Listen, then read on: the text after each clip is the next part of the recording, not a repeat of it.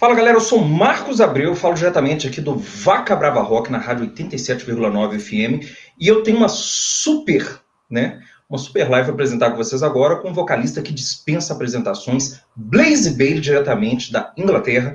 Estamos aqui na parceria aqui também do Pablo Carvalho, do Gyn Rock City. Então, sem mais delongas, vamos começar aqui essa super live, essa galera muito especial. Hello, Mr. Blaze Bayley! Hello, Brazil! Yes, man! Hey, so before we started... Coxinha! So, Mr. Bailey... O que ele falou, velho? Coxinha. Frango, passarinho e coxinha. Valeu, Mr. Bacalhau! Yes, man!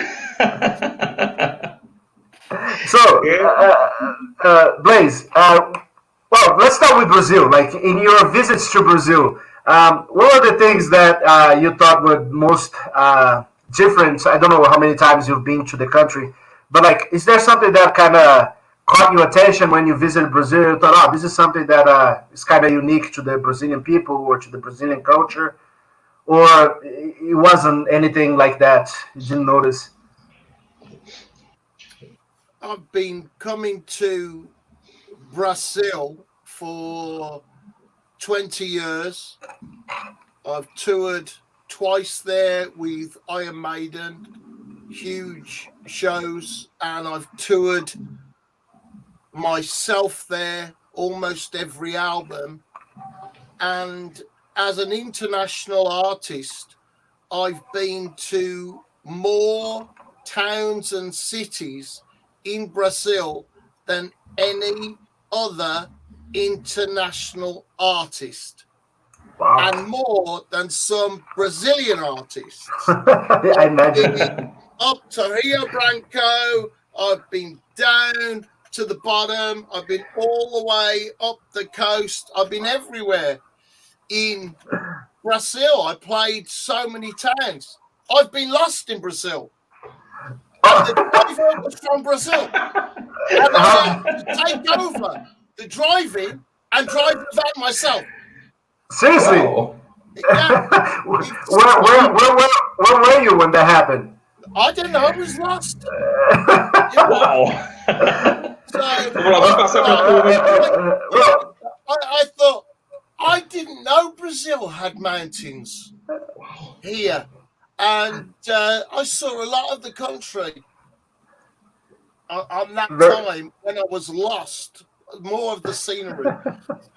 Nice. Yeah, I've been coming to Brazil for many years. My first wife was Brazilian, and I spent months in Brazil. So it's always got a place in my heart. When I was in Iron Maiden, I was a new singer. Then the fans in Brazil were really open to see what I could do, and they gave me a lot of support. And X Factor and Virtual 11 were very popular in Brazil. Yes, yes. Whereas in some countries, they weren't so popular at that time. So Brazil has a special place in my heart, and every time I've been there, I've tried to do a free meet and greet. And last time in Belo Horizonte, Yes. the meet and greet was longer than the concert. My Siri, man. My Siri. Yes. I signed for and had photos with after the concert, and a couple of fans helping me with that. In Sao Paulo, Yes. I had to be there when the venue opened. So as the fans walked in, they came straight to me, signed, photo. When the venue opened, because it was 450 people or 500 people, and to sign for everybody, I couldn't do it after the show. I had to do it before. And the band, the support band has finished, and my band is doing a line check and I'm still signing for my fans as they come in through the door. So it's just crazy, man. Oh my God! You know, I have so much support from my fans in Brazil, so much encouragement. I've been going a long time after Iron Maiden. I made 11 studio albums of my own. I had a very bad record deal after Iron Maiden, and I was broke. And my fans in Brazil still kept sending messages. When will you come to Brazil? So excited to hear what album you come up with next. Nice. So Nice. it's That's nice to hear. it's something that's been a special part, and it's unpleasant for me to have these long breaks. At one time, I managed to go to Brazil every January before Carnival. So not the best time, they told me, because it's the holidays, but I always did well. I had fantastic support. But over the last few years, and with all different things happening, I haven't been able to do that every year. But that was nice, man. When I was able to go every January, it was a really nice vibe. So now, with all the things that have happened, I'm on my tour now in the UK. Yes. Great. Great. I'm playing a lot of new songs from the War Within Me album. And what is the single from this album? Like the working song? It's called War Within Me. It's the title. War Within Me. Okay. Yeah. Yes. And so that's what we're doing. It seems like we're taking a long time, but it's down to the pandemic. Basically, we want fans. I want my fans to be safe at the concert. So I don't want my concerts to be, I went to see Blaze Bayley and we all got sick. So that's it. So it's a very slow start. We've managed to do every show in the UK until the last two festivals where I caught COVID, and now I've recovered from it. And now we have the next 6 shows in the UK coming up.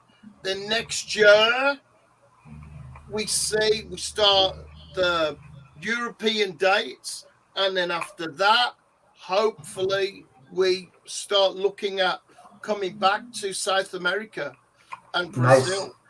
So there is a chance. Favorite things on the album is I have a song called 18 Flights. 18 Flights. Yeah. 18 Flights. Okay. The first word of the song, the first lyric of the song is Brazil. Seriously? Wow. I'm very, very proud of that. I wanted to put Brazil into a song for a long time, man. And so it goes, Brazil in January is so very nice. So I hope my fans in Brazil, when I come to play, nice. They'll go crazy. Go, Brazil in January.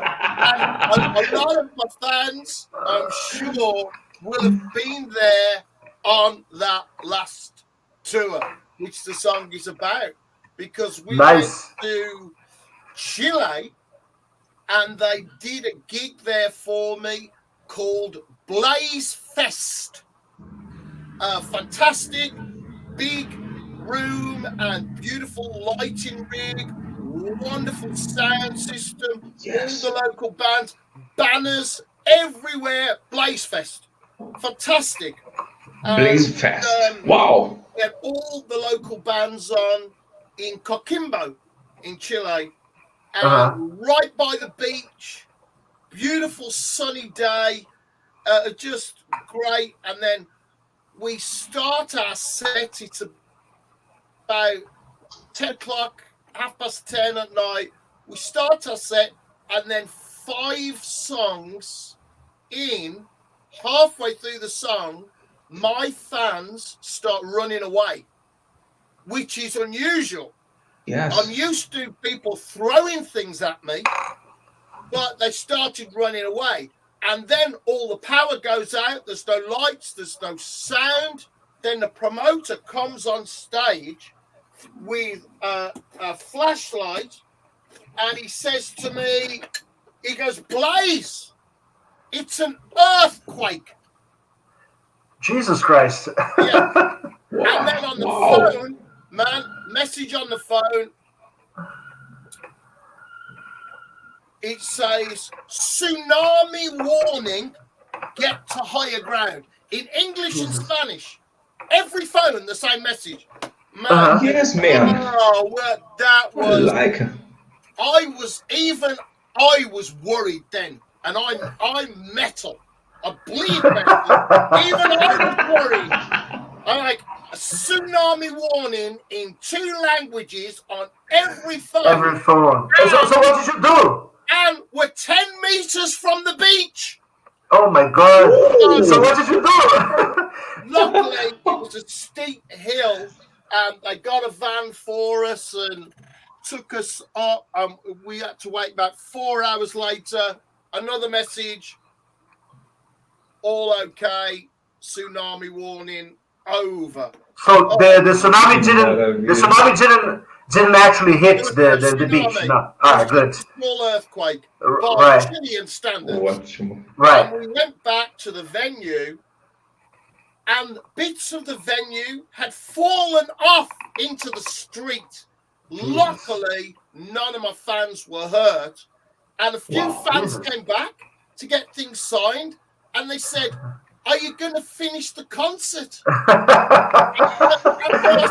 Not this year. I got to go back to Kimbo in Chile.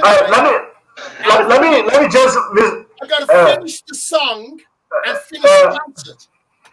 Let me summarize what you said to Marcos and to the people listening. So I'm going to be brief, just going to summarize. O Blaze Bayley estava falando que ele já esteve no Brasil, já faz 20 anos que ele vem ao Brasil.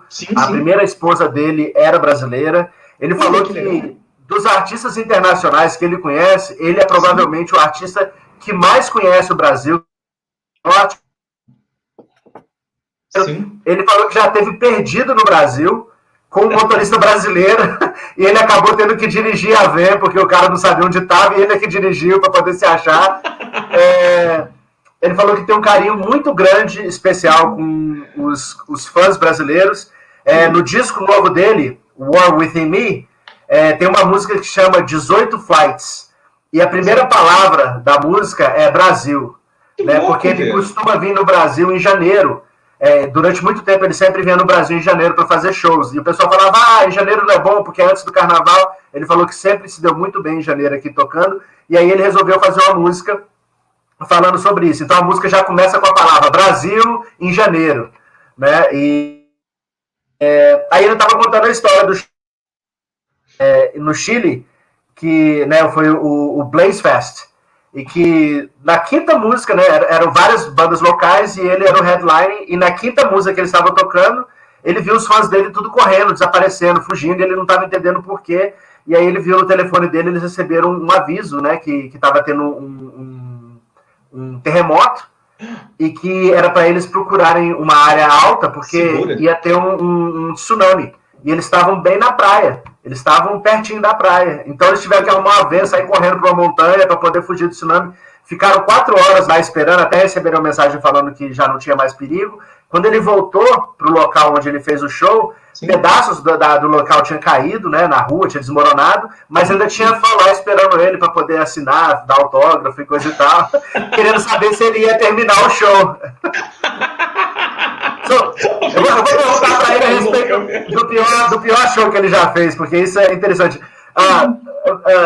Blaze, every musician has like a horror story, like a show, like a gig that you played that nothing went accordingly, right? The sound wasn't good, the fans weren't good, something happened. Besides the earthquake, because you mentioned the situation in Chile, did you ever have like a really, can you recall like one really shitty gig that stands out? There was adventures on that tour. We were in Mexico City, and really nice, small venue, and I really wanted to go back there because my previous gig in Mexico City wasn't good. I used a local band and it just wasn't good. So I got my whole band from the UK, the band I used to record the album and play everywhere. And I'm very excited to go with my band. It's the Absolver band with Chris Appleton on the lead guitar and everything. When was that? To Mexico City. But when? This was on that same tour. Oh, same tour, okay. Yeah, and what happened was that there was some kind of problem with the sound guy there, and we went on stage, we had horrendous feedback and everything, and then I saw my guitarist, Chris, leave the stage after about 4 songs. Oh no, man, what's happening? I thought there's a fight going to break out. But what happened, the guy on the sound desk disappeared. There was no one on the sound desk. So Chris Appleton, my guitarist, had to go off the stage, go round to the sound desk, recheck and adjust all the drums and everything, then come back to the stage and carry on with the gig. That's horrible. And then my fans, every Blaze Bayley show before COVID is free meet and greet. And the promoter, the venue are told for 1 hour after the show, I signed for my fans. They tried to throw all my fans outside. And, oh man, it was just crazy. And my fans all there, just ready with their albums to be signed. And then the security trying to throw them out. Oh man, it was just, I'm so embarrassed for my fans. And looking forward to it, we all were. And then it was just so many horrendous problems, man. It was just horrible. So it was a problem with the venue management. It was just embarrassing. I was so sad for my fans that we didn't do a good show. I imagine. Let me translate this. Ele estava falando do show. Perguntei, né? Fora esse show do terremoto, se teve algum show que ele lembra que foi particularmente ruim. E ele falou que teve um show no México. Ele tinha feito um show no México e acabou usando a banda local, né? Os músicos locais. Sim. Só que ele não gostou muito do resultado final. Ele falou: não, eu quero voltar aqui e fazer um show com a minha banda, com os meus músicos. Lógico, né? Isso. Aí ele voltou lá e quando eles começaram a fazer o show, cara, eles entraram no palco, o som tava horrível, tava dando feedback o tempo todo, e de repente, uma hora, ele viu o guitarrista dele saindo do palco, ele falou, mas o que aconteceu? Ele pensou que era uma briga, alguma coisa assim, o guitarrista saiu, teve que dar a volta lá, porque o cara da mesa de som desapareceu. O cara foi embora e largou a banda lá, ao Deus dará. E o próprio guitarrista teve que ir lá para poder regular o som, tirar o feedback e tal. O seu som não tá legal, cara. Não tá legal o som? Agora tá legal. Repete essa história aí, por favor. Não, então, aí o guitarrista da banda dele teve que sair do palco para poder ir ele mesmo fazer o som, né? Montar o som, arrumar o som da banda. Que tava dando feedback. E tem um outro problema, que tipo assim, ele sempre reserva 1 hora, antes ou depois do show, para poder fazer o meet and greet com os fãs dele. Né? Que é tipo assim, encontrar com o pessoal, tirar foto, dar autógrafo. E o pessoal dos organizadores do show estavam botando os fãs para fora, não estava deixando os fãs chegarem para ele poder fazer isso. E ele ficou muito envergonhado, porque tipo assim, ele gosta muito de ter esse contato com os fãs, entendeu? Esse contato. É verdade. Fala com ele que em Belo Horizonte, porque eu sou belo horizontino, E em Belo Horizonte, eu estive com amigos, com colegas que estiveram no show dele e disseram que ele é uma das pessoas mais agradáveis que eles conheceram na vida. Eles ficaram impressionados o tanto que ele era sociável, o tanto que ele queria estar perto ali da turma.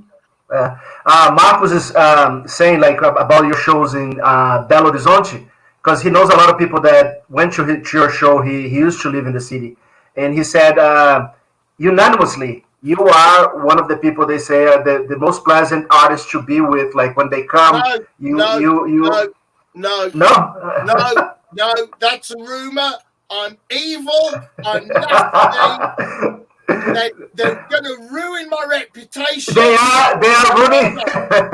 They are ruining your reputation. Ruining. I am worse than Axl Rose. I am the worst rock star. That's my reputation. I'm evil, heavy metal, bastard.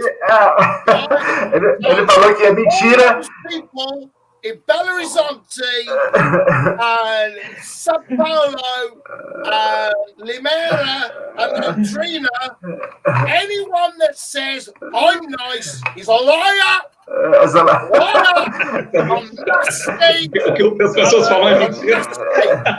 Ele falou que é mentira, que ele é o pior, ele é pior do que o Axl Rose, que ele é do diabo, e que estão acabando com a reputação dele, mas ele é ruim mesmo, ele é metal, e se estão falando isso é mentira.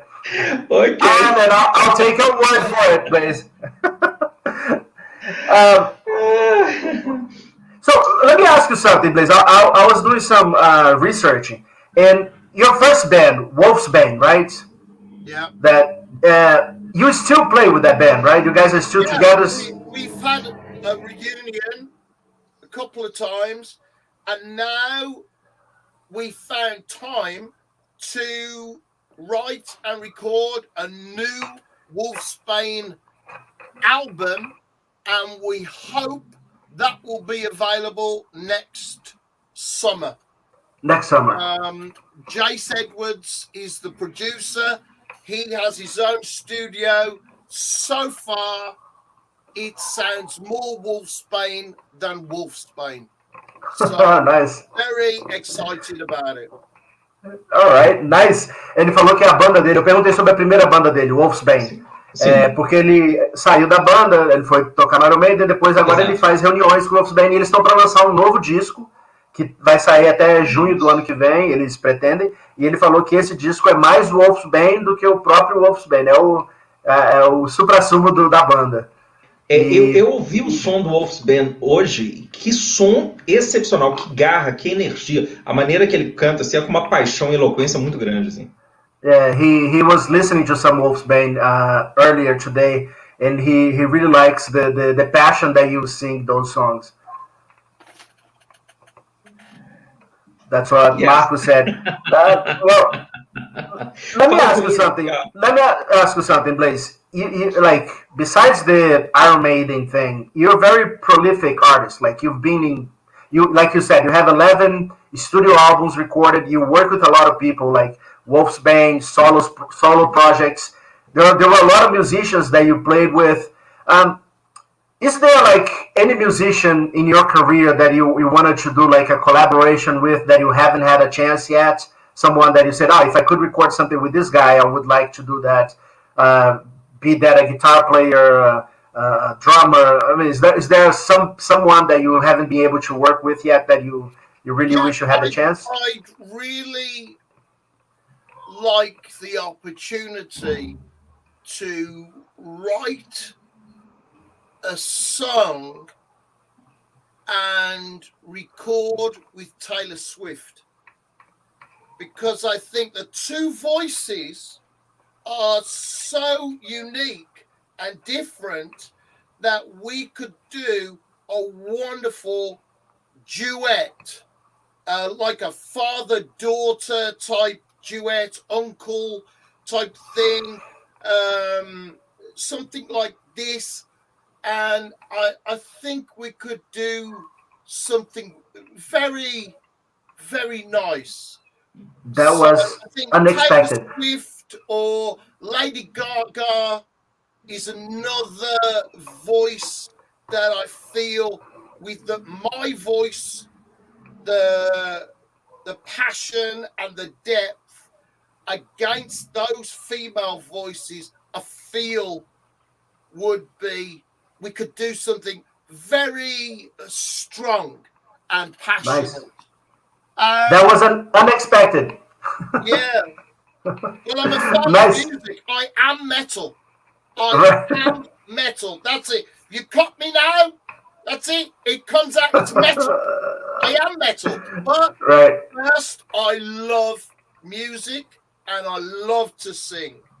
And I got into a band so I could be a singer.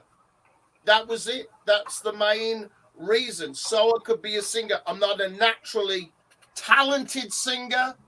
I learned to sing. I had lessons and different coaches. I learned to sing because I wanted to be a singer. And now I'm an old man with a vast amount of experience. I have a sound and a technique that is mine, and I have more ways to interpret lyrics and melodies than I ever had before.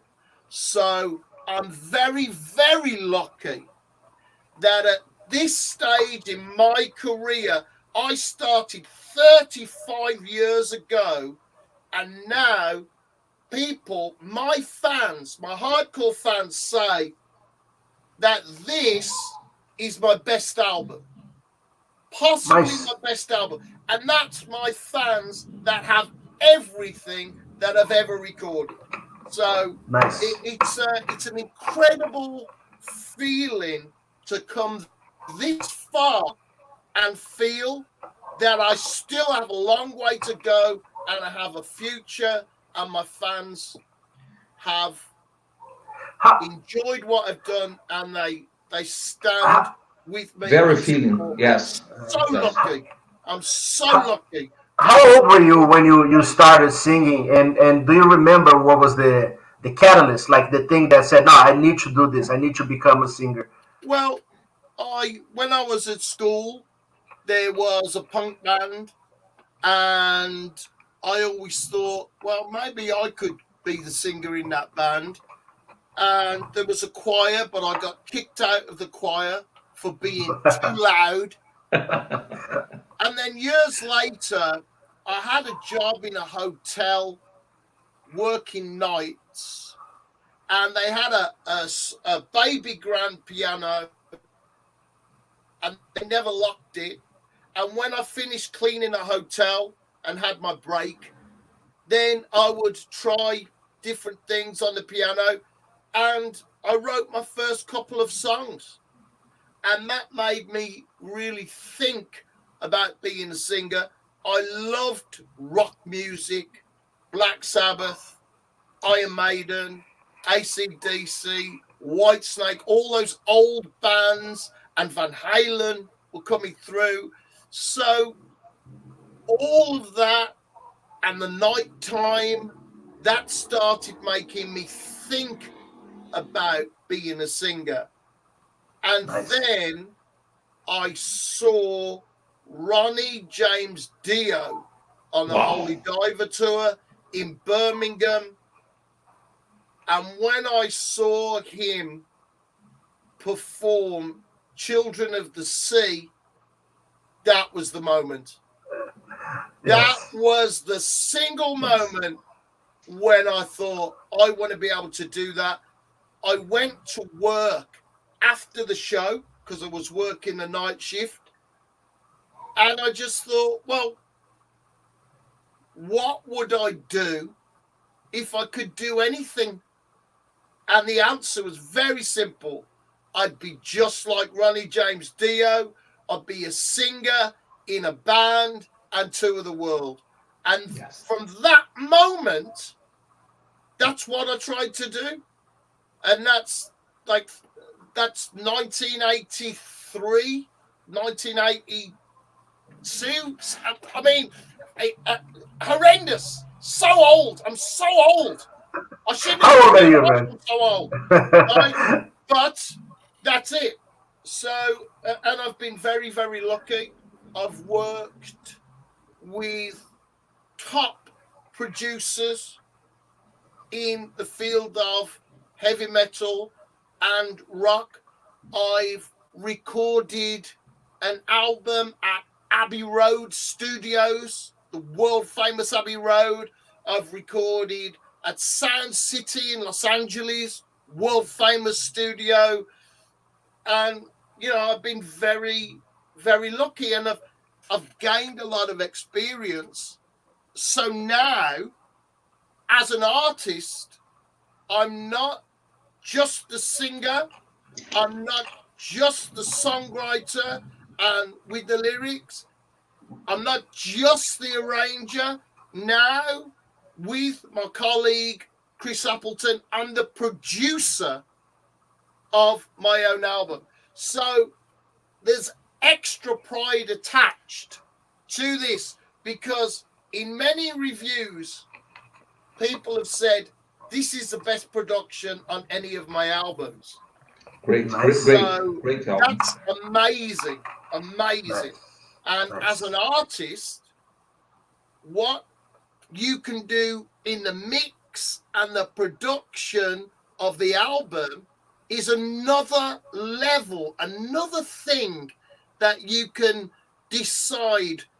And thinking of the listener, right, what do I want my listener to pay attention to? What journey do I want my fans to come on with me?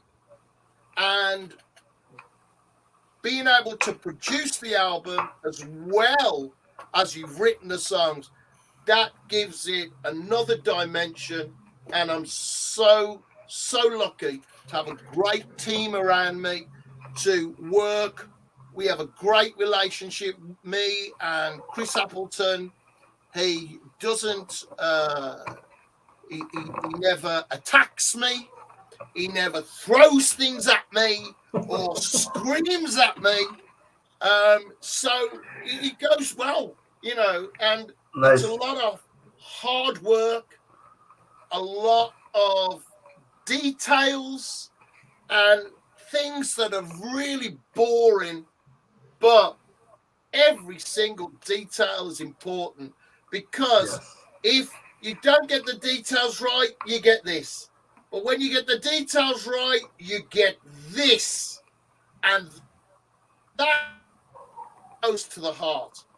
And that's what we're aiming for with every song that we write, with every instrumental, with every lyric. We are trying to get to your heart through your ears. Very nice. Well, let me brief everybody here about it. Eu perguntei para ele, né, porque nessa carreira dele, 11 discos gravados solo, trabalhou com um monte de gente, né, produtores, músicos, e eu perguntei para ele se tinha algum músico, algum produtor, alguma pessoa que ele gostaria de trabalhar que ele ainda não teve oportunidade.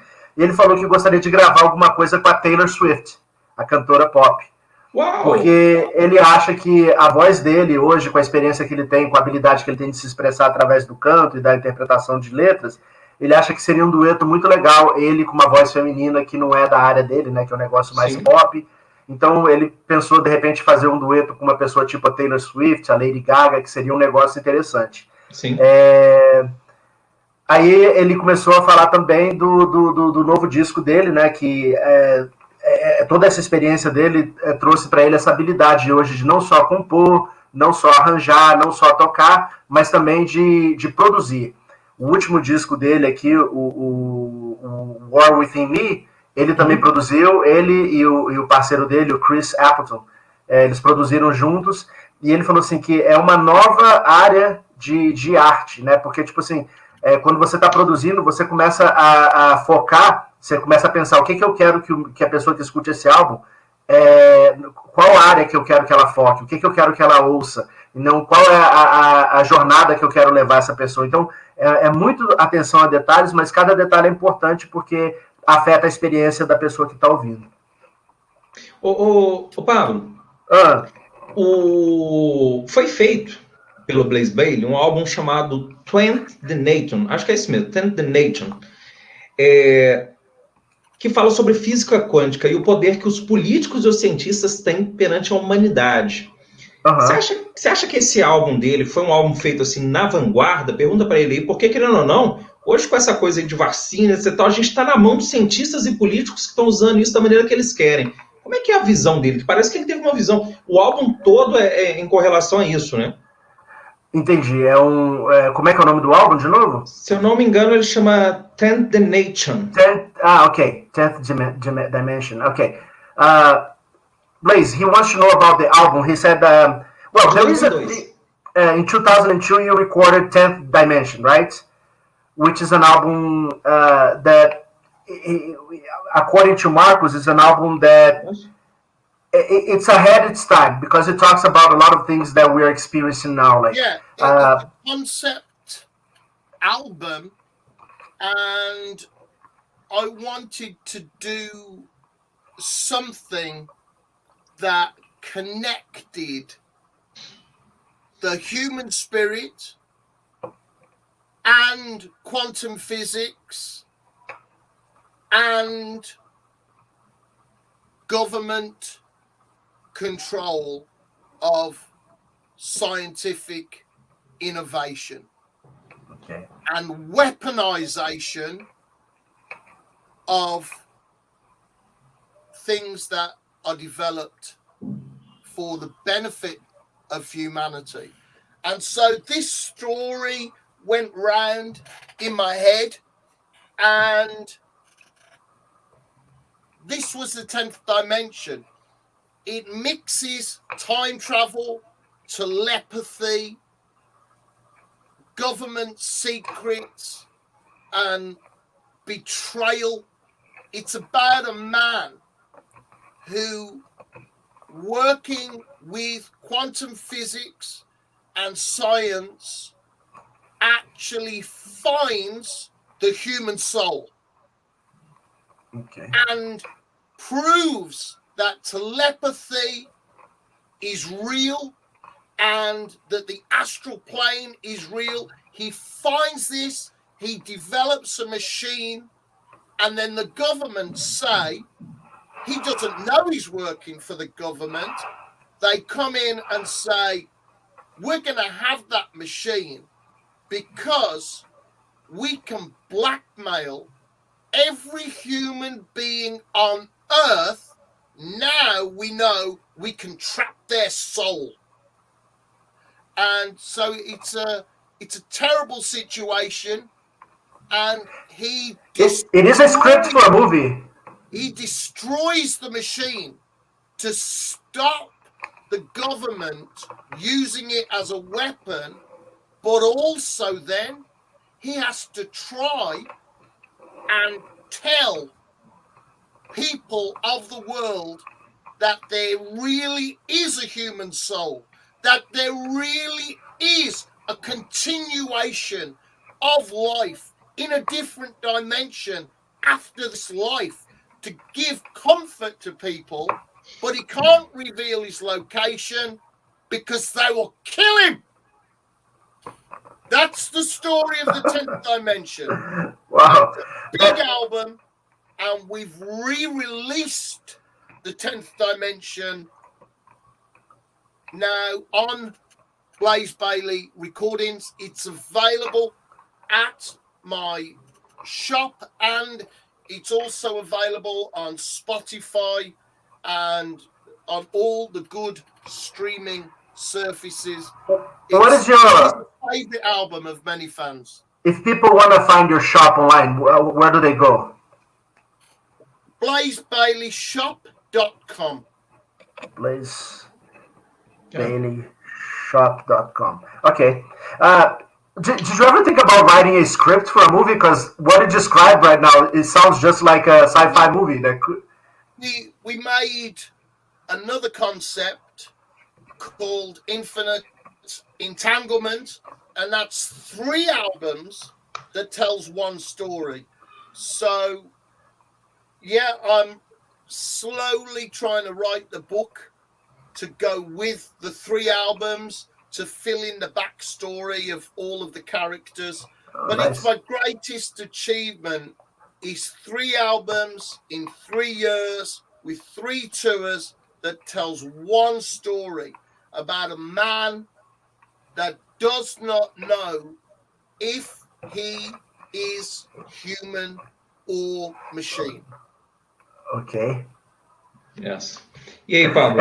And what is the name of this one? Infinite Entanglement. Okay. Let me tell Marcos about this. Ele falou a respeito desse álbum, e ele falou que é um álbum conceitual, esse que você perguntou, né? Sim, sim.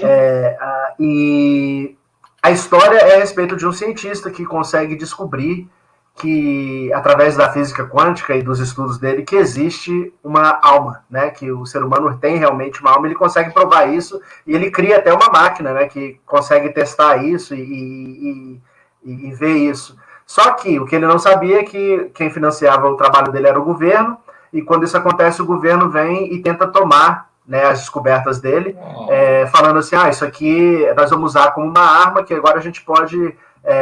todas as pessoas, né, todas as pessoas do mundo estão vulneráveis porque a gente tem essa arma aqui, coisa e tal. E ele acaba destruindo a máquina que ele criou e tenta trazer conforto para as pessoas, falando, gente, eu descobri que realmente a alma existe, que realmente a vida não acaba quando a gente morre, né, que o espírito humano ele persevera e tal, só que ele não tem mais a máquina, né? Então é um álbum conceitual que conta essa história.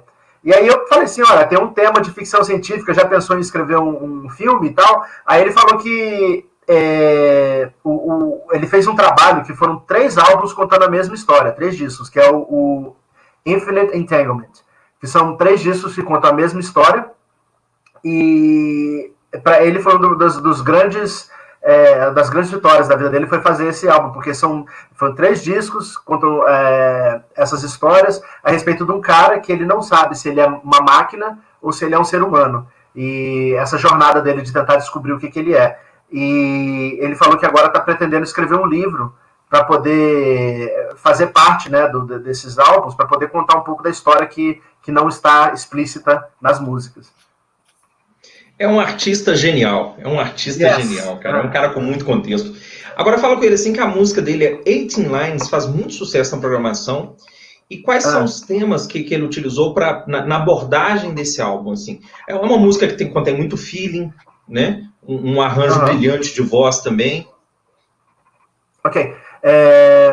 Blaze, he's asking about Eating Rice, one of your songs. Because this is one of the songs that he is playing on his radio program, and apparently it's one of the songs that the fans really enjoy.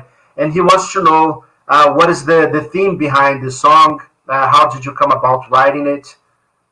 Well, it's part of the story when the character understands he has been betrayed by the person he loves most in the world. And that betrayal starts to destroy him, his confidence, his belief. He thought that he was in a situation where he had true love. He had a very bad past, did many bad things, and now he feels that he is in a situation where he has found true love, but he is betrayed, and he does not know that he is betrayed because his lover has been blackmailed. That if she says one word to him about becoming a machine, she will be killed. And so she can't tell him that they're going to make him into a machine take his consciousness, his soul, and put it into a machine body. She can't tell him because they will kill her if they find out. He doesn't know. He feels he's been betrayed by her, not used by the government. And that's the terrible story. And so that's why it's eating lies. They told him all of these lies, and they persuaded him that this was a good thing to do. That's why it's eating lies. And in the song, it says, I will make them eat their lies.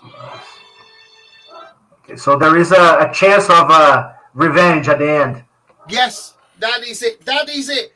What happens is his heartbreak and frustration turns to anger, and then he decides he will live until he gets revenge, no matter what. And that evil revenge is the thing that keeps him going, so that he will get these people that have turned him, trapped his soul, trapped his spirit inside a machine body. Ok.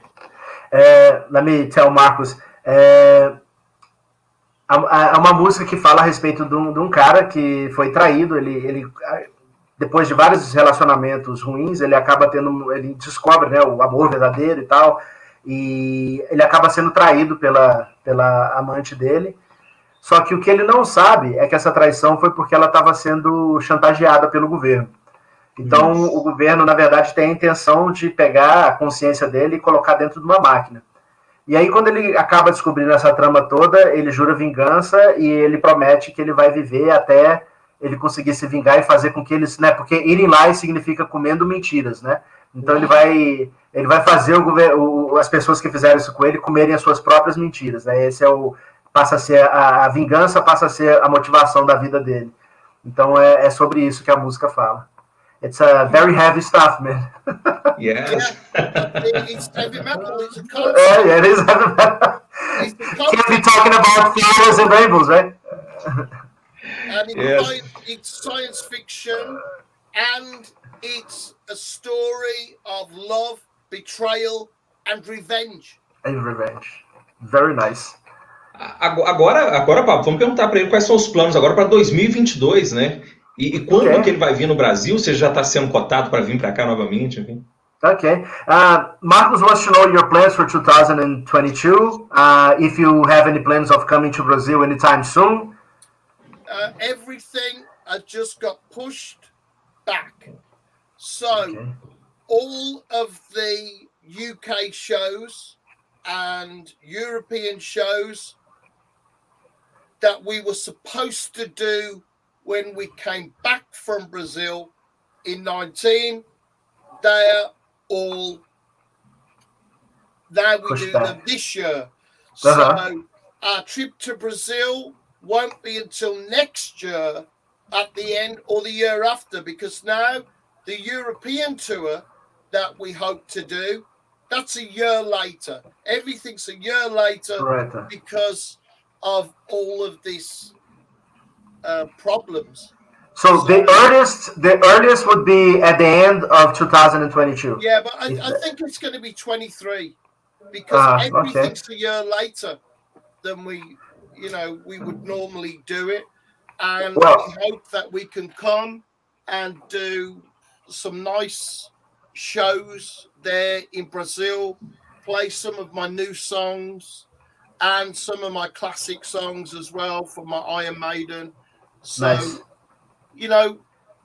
it's something that I'm looking forward to, hearing the voices of my Brazilian fans singing my new songs.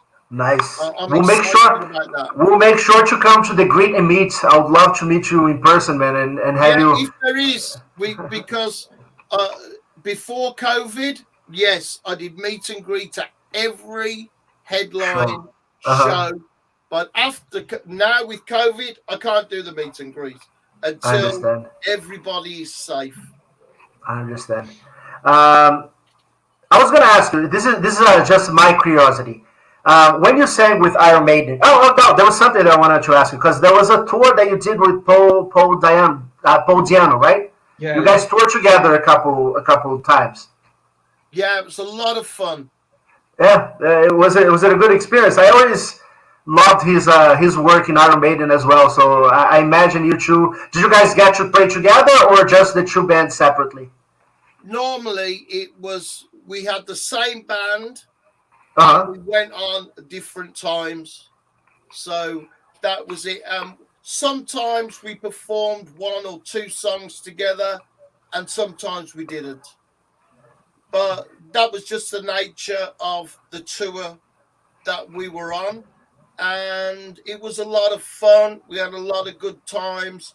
Paul Diano, the very funny guy, great sense of humor. And yeah, we had a good time. I love those old Iron Maiden songs, and I do enjoy singing them when I get the chance.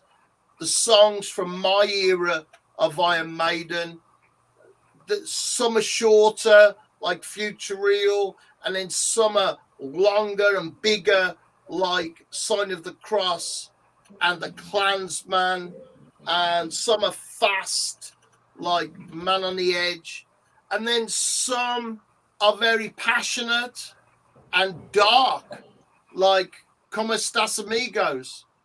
For me, of all the songs I did with Iron Maiden, personally, Como Estas Amigos is the most important song that I did with Iron Maiden. It's one where I had the lyric because I was visiting Argentina, doing interviews.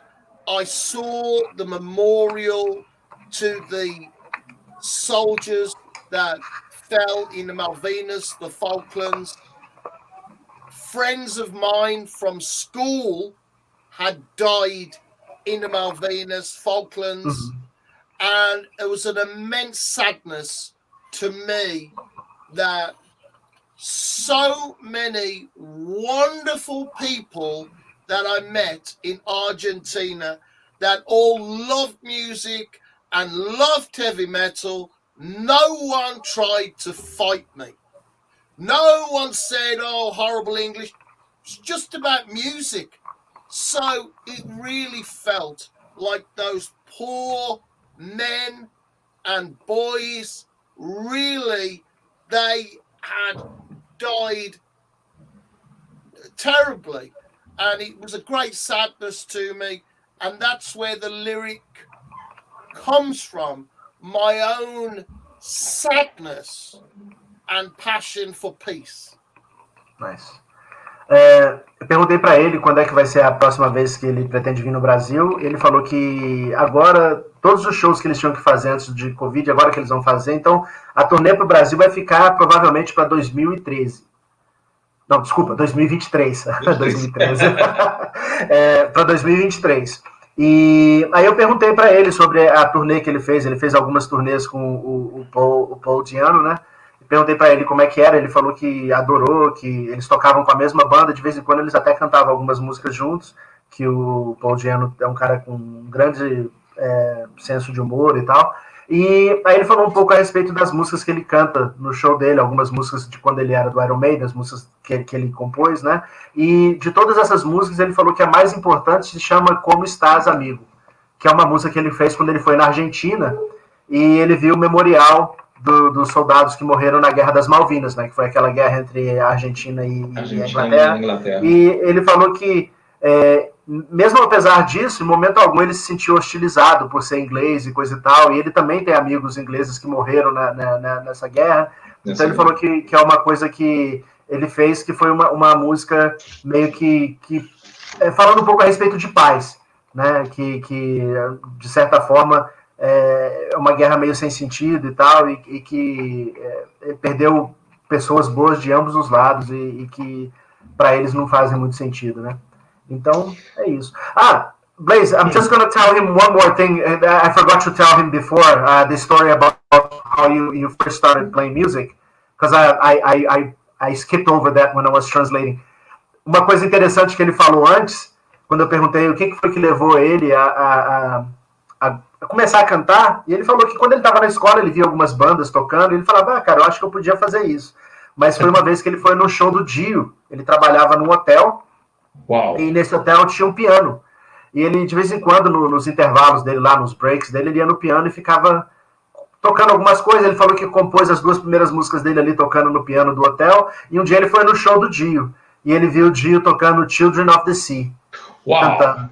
E aí ele falou, cara, é isso que eu quero fazer da minha vida. É enlouquecedor, né? E ele falou que depois disso, depois de ver o show, ele ainda teve que trabalhar, porque ele trabalhava à noite, né? Então ele saiu do show e foi trabalhar e ficou pensando, cara, o que eu posso fazer para poder fazer isso? Porque é isso que eu quero fazer da minha vida, né? Então, de certa forma, o Dio foi uma grande influência. I was just telling him about the Dio story when we went to his show. Hi, Mr. Bayley, I want to thank you so much for your time, man. I really appreciate you talking to us. This is going to be great. Your fans here in Goiânia, they're going to love this. And we're going to put this, I'm going to put subtitles on this conversation, and we're going to post it on our website, on YouTube, so it'll be accessible for not only the Portuguese-speaking people, but whoever wants to access it. And just really want to thank you very much. And I'll let everybody know we're gonna probably start playing one of your new songs on our program. Probably "War Within Me," right, from the new album. And just let the people know that if they wanna get anything, do you guys on your store? Is it possible for us to buy one of those vinyl records, or is this just yes? Yeah, it is. It's expensive because of the shipping, but it's possible. And everything is on Spotify and Apple Music as well, all the good streaming services if you want to get it there. I want to get the vinyl, the physical copy. Yeah. I want to have one of those. Very nice. Yes. Wow. Beautiful. Yeah, very nice. Really good. It's and it comes with the vinyl comes with a special book as well. Nice. So wow. With a lot of details of the songs and the recording. So it's really good, man. Really, really good. And it's a collector's. The first time, it's not a limited edition. For the first time now, my fans have supported me. Now I can afford to make a vinyl that's not limited edition. So it may take a while to get it because they keep running out at the factory and I keep selling out on my shop. But that album will be available for a long time. Very nice. Yes. Well, let me tell them this. Para as pessoas que estiverem interessadas, a loja dele é blazebayleyshop.com e lá você pode adquirir os produtos dele também, né, no Spotify, Apple Music. E esse disco, né, esse vinil, se alguém estiver interessado, pela primeira vez, não é uma edição limitada, né? Então, tipo assim, durante muito tempo eles vão ter disponíveis para quem quiser adquirir. É realmente mais caro, porque você viu aí a qualidade do negócio cheio de encartes e coisa e tal, mas, pô, para um colecionador isso aí é o que há, né, cara? Muito legal, muito bonito. Material. E agora, para fechar, né, para fechar, já está chegando uma hora, pede para ele, para o manager dele, colocar Goiânia na trajetória dele aqui no Brasil. Okay. All right. Well, we have a final request, Mr. Bailey. When you come to Brazil, if you can, please add Goiânia to your route. Yeah. It's close to Brasilia. Please email my manager who arranged this interview and ask him to do that. But what I also need from you is a suitable venue. Yes. Very, very small. Even in Brazil, So a venue, about 500 people, something like this, a nice venue, then I might be able to come. If you send a manager, venue, if there's a local promoter that's interested in having Blaze Bayley, I would love to come there, man. We'll definitely do that, because we are lucky because here in our city, it is a capital, but it's not a city known for rock. We're known nationally for country music. Like, it's the Brazilian capital of country music. But we do have an excellent venue for specifically this kind of show that you're talking about. 500 people, but it's excellent. The sound is great. You're not gonna have a problem with the sound man, I assure you, because they're really, really professional about the way they do their sound. They're really meticulous about this. I hardly ever had any problems in Brazil. I've been coming for 25 years to Brazil, and it's improved so much. Brazil's caught up with everywhere. First time I came to Brazil, and we had these different amps which we never seen before, and we're going, is this a guitar amp? And he goes, yes, it was my grandfather's amp. Oh man. And sometimes, like, we had to they put a drum riser there, and this is like the early tours, not now. They put a drum riser there that they made themselves from wood and plank, and when you start, the drum will go like this. So we had to take out my drummer, very heavy, powerful. Take out the drum risers. Probably okay for country music. But for heavy metal, now come to Brazil, and when I come, I notice some changes, man. I've got great equipment. People have a great deal of pride in their work. People I've worked with in Brazil now work internationally around the world for professional bands. So it's changed, man. When I come to Brazil, whatever it looks like, I know it's going to sound good. Nice. And we'll put your. Oh no. We'll put your manager in contact with this promoter that owns this venue, and then they can work out the details. So hopefully we'll be able to see you here without having to traveling too much. Okay, Claro, se ele gostou da coxinha de Minas, ele vai gostar do empadão goiano, hein? Fala com ele. Yeah. He's talking about our traditional food. He said if you like coxinha, you're gonna love here in Goiânia, because we have something called empadão, which is really nice as well. All right. Blaze, thank you very much once again, man. I hope to be able to see you sometime soon, man. Really appreciate it.